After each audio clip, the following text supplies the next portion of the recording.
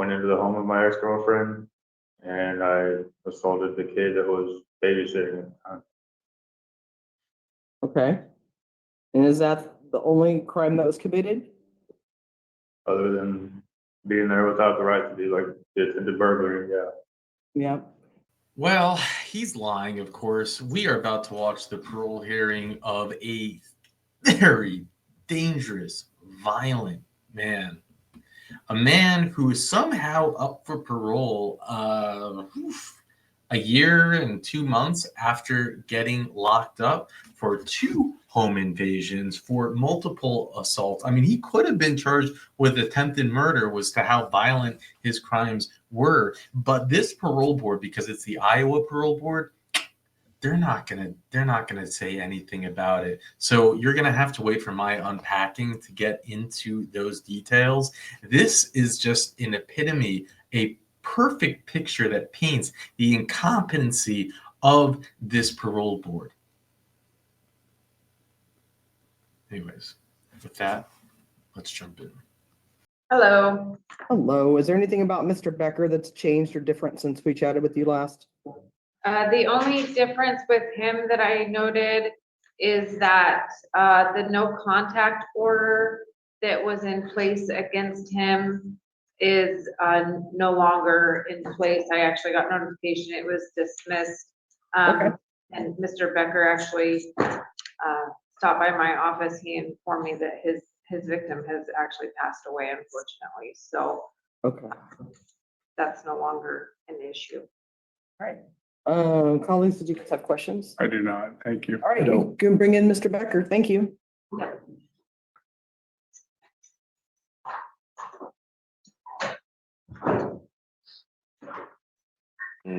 Hello there. Could you give me your full name and your number, please? My name is Brandon Paul Becker, 664-2703. All right, and you wish to proceed with the interview? Yes, ma'am. All right. So how it works is we're good. The three of us are going to ask you questions and you'll just do the best you can with answering what we're asking. After that, we'll turn it over to you. If there's anything you wanted to tell us, you want us to know that maybe we forgot to ask that you want to make sure we understand. And then we'll go after that into our decision-making, our deliberations. You'll see us and hear us, or you'll be able to hear what we're saying. And then I come back at the end and explain what we're going to do. Does that work? Sure. All right, so start at the top. Let's talk about the crime that brought you into prison. Tell me about the crime itself and what was going on at that point in your life. At the time, I was pretty well homeless, going through a breakup. Long story short, I didn't like the way that was going. And I went into the home of my ex-girlfriend and I assaulted the kid that was babysitting at the time. Okay. And is that the only crime that was committed? Other than being there without the right to be, like the burglary, yeah. Yeah. And were you on any kind of drugs or alcohol at the time? Yeah, I was using meth and alcohol. Meth and alcohol. Okay, when you were using, what kind of usage did you use at that point? Were you using daily? How Yeah. often were you using meth? All the time? Every day, yeah. Okay, were you using it intravenously or just smoking, or how are you using it? Both. All the ways. Okay. Talk to me about how long you've been clean and sober now. Just over a year now. Since I got arrested in September, so about 13 months now. And is that the longest you've ever been clean and sober? Yeah. All right. So how do you feel differently? What's the difference being sober than before? What have you noticed? There's a thing called willingness, and it just opened my mind to allowing myself to think what I'm thinking and feel what I'm feeling. I'm a little more assertive in my communications. A lot clearer head on. All right. So you've done a lot of treatment since you've been inside. Mhm. So can you tell me something that you've learned from either active or MRT? Tell me something that you've learned. I basically made a pretty strong inventory of my values, And I just have to be mindful of my behavior and my reaction to things going on around me, things I can't control. Yeah, I have to think before I act sometimes. Yeah, we all do. So talk to me about those values. My colleague over here, James, he's a big values guy. So talk to me, what are the values that you have now that maybe you didn't have before? Number one would be my family, holding a job, respect, things like that. Yeah. Okay. All right. Well, thank you for answering my questions. I'm going to turn it over to my colleagues now. I'll let James talk to you because I know he likes to chat about values. So James, you got questions? Hey, thank you, Brenda. How you doing this morning, Mr. Becker? I'm well, thank you. Good. When you was talking about your values, you said family, work ethic, and then what else did you share? Respect. Respect. Yeah. Help me understand respect for you. What does respect look like for Mr. Becker? I guess, I don't know how to explain it. Okay. I don't know, I try to be kind to people, shake hands. Just be a good person. Good person. Okay. All right. So with let's say work ethic in a work environment, how do you show respect? Follow orders, show up on time, acknowledge my superiors, complete the task, I guess, yeah. Okay. All right. We getting somewhere. And then with family, how you show respect? Same way. Don't talk back, I don't know, don't use foul language.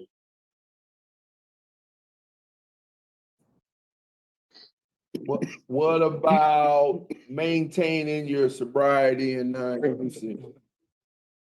My family is my support structure. But there's also like AA meetings, NA meetings, things like that. I'm gonna inject myself back into the sober community. There you go. There you go. You mentioned 13 months and counting for your sobriety and non-usage and feeling, I would think, better, as you shared with us, than what you have by previous, times when you had daily use. So, so another form of respect is respect for you and your body and how you choose to not, do any of those things or try not to do any of those things again if you're looking to go forward. Yeah, absolutely. Okay. If there is anything that you want us to know that we don't know that would be helpful for us, what is it that you would share? I don't know. Honestly, I've just had a lot of time to reflect on the things that I've done, the decisions I've made, and I'm ready to start a new chapter in my life. I don't ever want to come back here. Okay. All right. Hey, short but sweet. And maybe you have some nerves a little bit. Is that fair to? Oh, there you go. See, sometimes it's hard to see through that beard and that look and stuff. But I saw the smile, man. I see the Chester cheesing. All right, sir. Thank you for your sharing, and then I'm gonna turn it over to my colleague. All right. Thank you, James. Jesse, did you have questions? I do. Hello, Mr. Becker. I'm Jesse. Nice to meet you. Do So I'm just curious, growing up, how was your childhood? Was it rough? Was it normal? Was it? it was fairly normal for a while. My parents divorced early. I was in elementary school, but it wasn't a drawn out nasty thing in court or anything like that. I had a pretty normal childhood. So the reason I asked that because you had made a statement earlier saying that you're now able to think what you're thinking and feel what you're feeling. Did you used to suppress or hold your feelings inside at one time Yeah, you could, I mean, I come from a pretty traditional background. Men kind of right? didn't show weakness, didn't talk about their feelings, that sort of thing. It's unfortunate because I was brought up the same way, but I've learned with my age that it's not a bad thing to talk about what's going on inside. You know what I mean? Yep. So, I appreciate that answer. You took Prime for Life? Yeah. What'd you get out of that?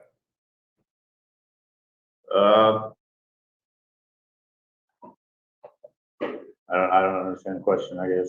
So what did the class teach you? Prime for Life?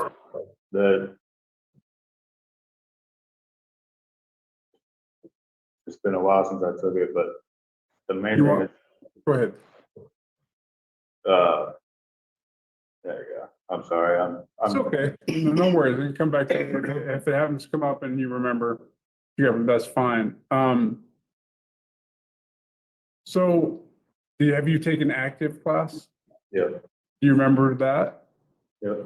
Okay, so in active, it talks about how we deal with unwanted thoughts, how we deal with unwanted feelings and emotions, and what we see you do when you're having those. What were some of the unwanted thoughts that's gone through your mind when things aren't well? What are you telling yourself in the negative? In the negative, Mhm. there's been a few situations where I got angry. I didn't like the way things were going on the way yard or on the unit. People were getting under my skin. In the back of my mind, it was that old. Anyway, I just don't. I don't know how to word it now. I'm not. Are you able to take time out for yourself to gather your thoughts, or you still feel like you're a little on the impulsive side? Oh no, I definitely. I definitely think about the things that are going through my head.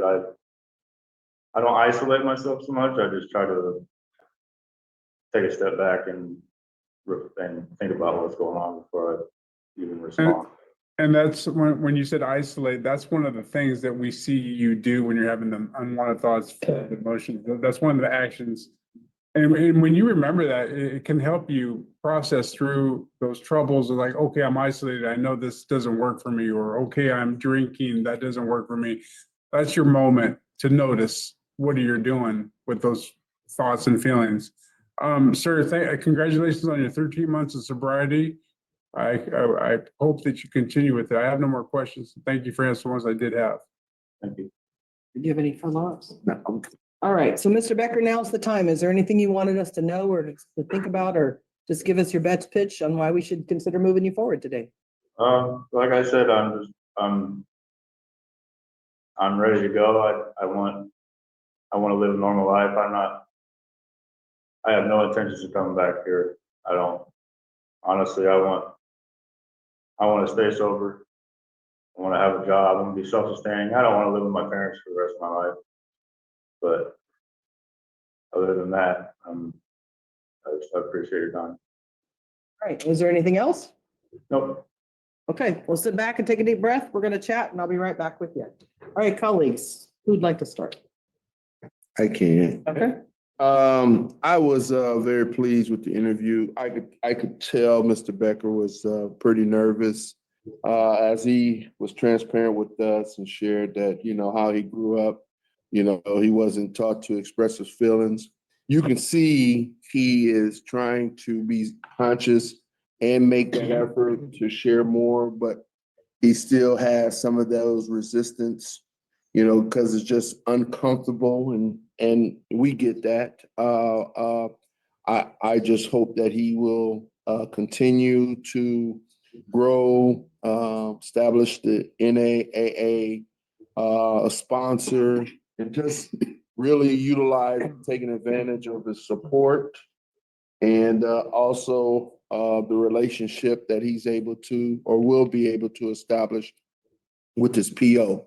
Therefore, I'm in agreement with DOC's recommendation of PGD3 to his dad in Birmingham. Iowa, that is. I also am coding 20B for no early discharge, 40A for substance abuse.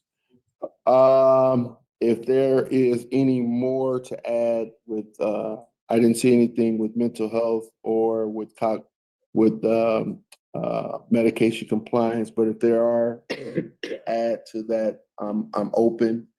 And then the 50A with prohibition. All right, thank you. Jesse? All right, thank you. Yeah, I think he had a good interview, and I like the part where he recognized that isolation is not going to work, because what isolation will do, it'll take away your growth and your willingness for improvement. So hopefully that'll be a red flag for him for his success. So I'm in agreement with the DOC recommendation to parole him. Same codes, 40A for substance abuse and the 58, and I would put the 20B as well. Okay. All right, well, I'm in agreement, so I'll deliver a decision. All right, Mr. Becker, congratulations. We're gonna move you forward today on your parole. We've got a couple of additional codes we're gonna add to your standard conditions that you'll talk to your PO about. But we're gonna ask you to stay on paper through the January of 2026, so that we're just gonna make sure all is going well according to your plans. We are going to also ask you to continue working on your substance use, which is said something you wanted to do. So that could be your NAAA sponsors, things of that nature. And then we're also going to add a 50A, which is an alcohol prohibition. You don't need to be drinking it, and you don't need to be hanging out in places like liquor stores and bars that primarily sell alcohol. You can go to restaurants where it's served. Just make sure that you're not hanging out in those places that's the primary sale. All right, that concludes our interview. Thank you. Go out and do well. Good luck. This parole board is dangerous. They are insane. They are clowns. They are pathetic. Wait till I read to you how violent this man is.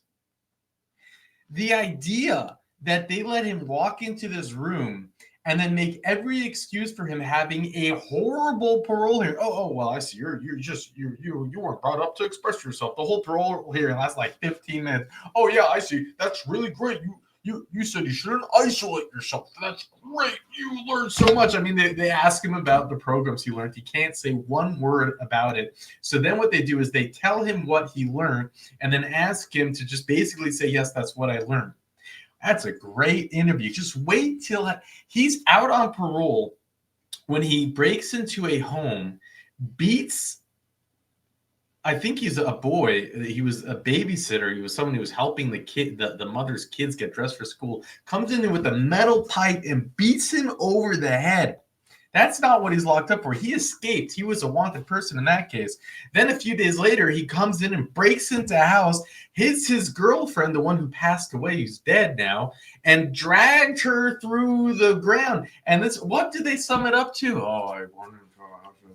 Oh, that's really great. You've been sober now for 13 months, for as long as he's been locked up. You know that all of this only just happened September 10th, 2023 is when he's arrested for one of his 2 home invasions.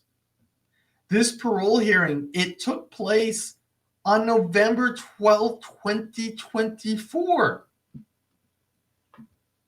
Nowhere does he come out there and say, man, I am just done. This is what I'm going to do. I'm going to do my 90 and 90. This is my sponsor. This is what. No, it's just, I'm ready to do better. Oh, yes, he's ready to do better.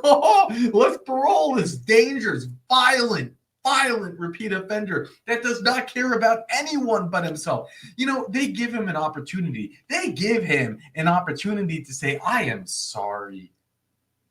I really hope those victims can forgive me. Not one mention.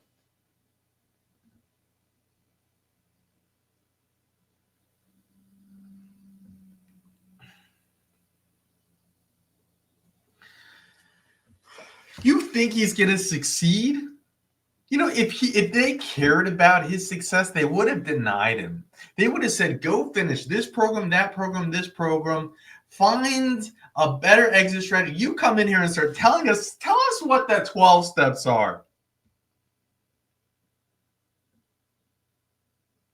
Nothing. He just wants to be sober.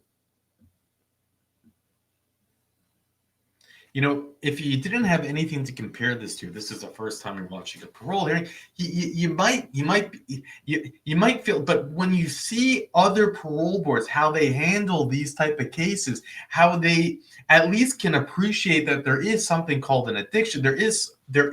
If you are going to release an addict, they are an addict. He will go. You really think he's not going to go out there and take up meth again? He's hardly been sober for a minute. Let me read to you his violent crimes, because maybe that will help you get to the place where I am right now, because I read it ahead of time. Thank you, Sir Richard, for finding it. Can you imagine this is written September 10th, 2023? At the time of this unpacking, it's the 12/9/2024. They arrested a suspect in connection of a home invasion Friday morning. Brandon was apprehended by law enforcement over the weekend following a brief pursuit, according to a news release in Jefferson Attorney's Office.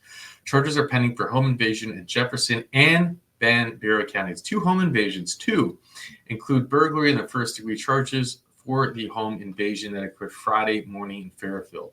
Jefferson County Attorney Moulding said the public assistance in apprehending the defendant has been greatly appreciated by all involved. His good time date was 2026. I mean, he barely got time for all of this. Moulding issued a news release Friday morning indicating to the police we're looking for Brandon, and he's not a kid, 37 years old, who they termed a person of interest in a home invasion that occurred at the home on, Friday morning. At least one person was reported injured at the home invasion. Becker already had a warrant out for his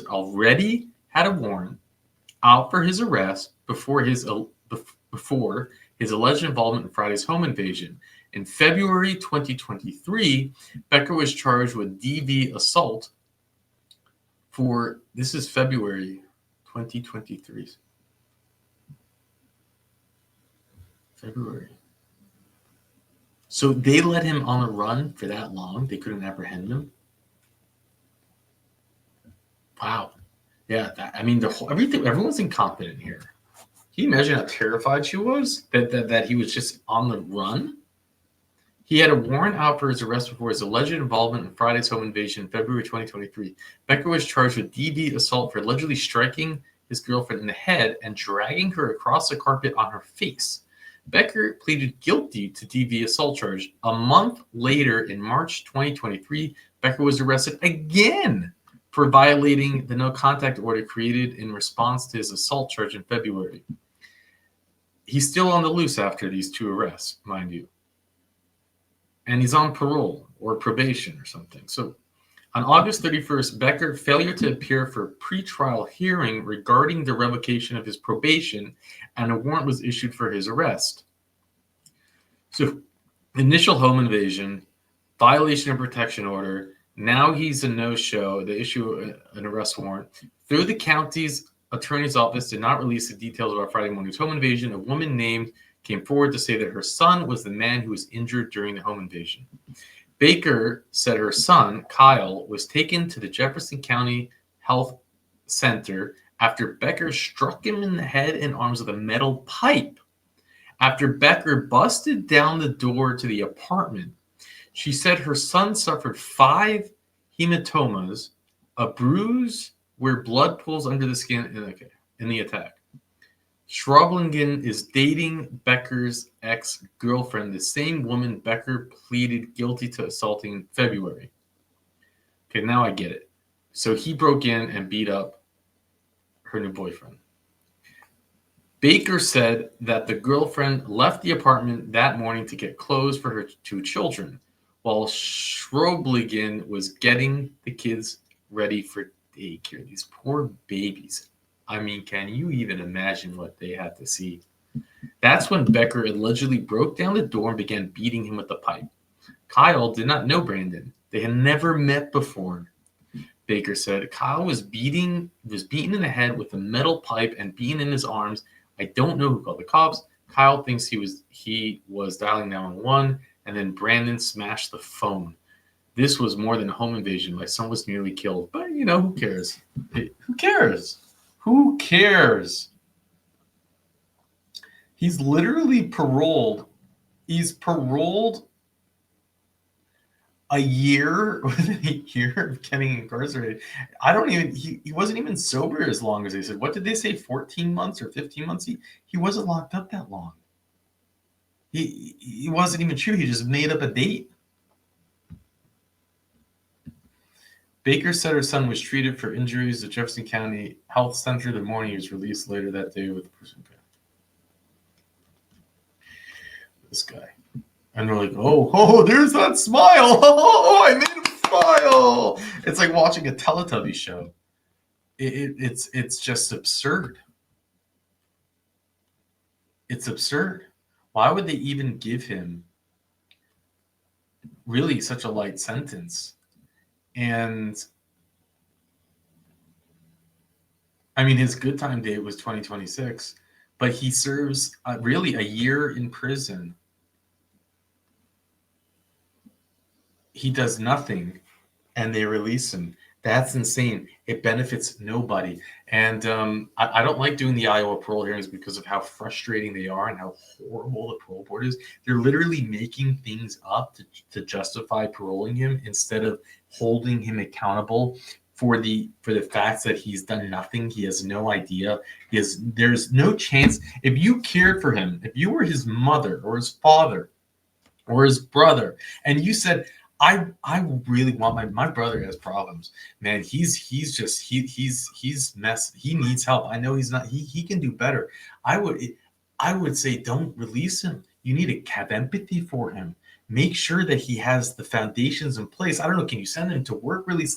Let's see something that we can do to help him succeed. He is not going to succeed. We are going to see him back on a revocation soon. I'm willing to bet anything on it. Or he's going to kill someone. I mean, his girlfriend's not alive anymore. So in a sad way, at least she's for the first time finally safe from him. Because clearly law enforcement couldn't give a crap. How can you be on bond, like just running wild loose like that for that long with all these? I mean, to me, it seems they're not taking it seriously. And maybe how can you blame them? You know, you lock someone up and they get these little sentences and they're out on the street before a normal jail term in court. Normally you could wait that long to get your day in court, but here it's like plea deal and out on parole before the ink gets dry. I wonder how many Iowans actually know that their system is this pathetic. With that, well, thanks, Richard, for the info, because really, if I didn't have the info on this, I couldn't spend the time looking for it. I would just listen to the parole hearing and think, yeah, whatever. It's just, what's the big deal about this case? But when you have the context, it changes everything. And with that, I'll let you go. Sir, congratulations on your 13 months of sobriety. I hope that you continue with it. I have no more questions. Thank you for answering ones I did have.